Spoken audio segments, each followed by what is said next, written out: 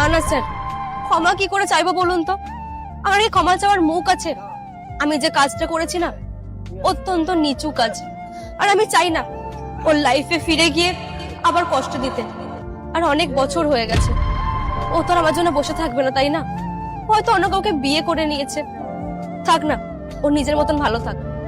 আমি চাই না ওর লাইফে আবার ফিরে গিয়ে কষ্ট দিতে। কিন্তু হ্যাঁ, ও যেহেতু অনেক ভালো মানুষ ছিল আর ভুলটা আমি করেছিলাম, তাই আমার ইচ্ছা আছে যদি ওকে কখনো রাস্তায় দেখি না, আমি ওর কাছে ক্ষমা চেয়ে নেব, কারণ ভুলটা আমার ছিল। ঠিক আছে, নাও, ক্ষমা চেয়ে নাও।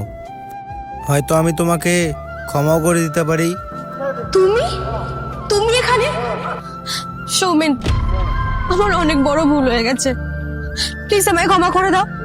আমি জানি তোমার সাথে আমি যে কাজটা করেছিলাম সেটা ক্ষমার যোগ্য না, কিন্তু তাও একটিবার আমায় ক্ষমা করে দাও। দেখো, ক্ষমা তো আমি তোমাকে করে দেব, কিন্তু একটা শর্ত আছে। শর্ত? কি শর্ত আছে তুমি আমায় বলো। আমি যা বড় ভুল করেছিলাম তার থেকে তো তোমার এই শর্ত কিছুই না।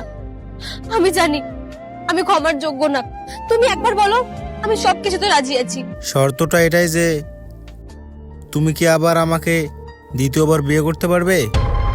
বিয়ে? হ্যাঁ, বিয়ে।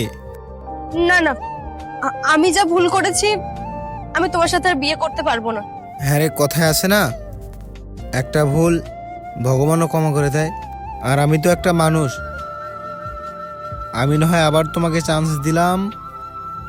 আর দেখো, আমি তোমাকে আগেও ভালোবাসতাম আর এখনো ভালোবাসি, তার জন্যই আমি বলছি, তুমি কি আমাকে বিয়ে করবে? তোমাকে আমি এ জন্মে কেন, 7 জন্মে পেতে চাই।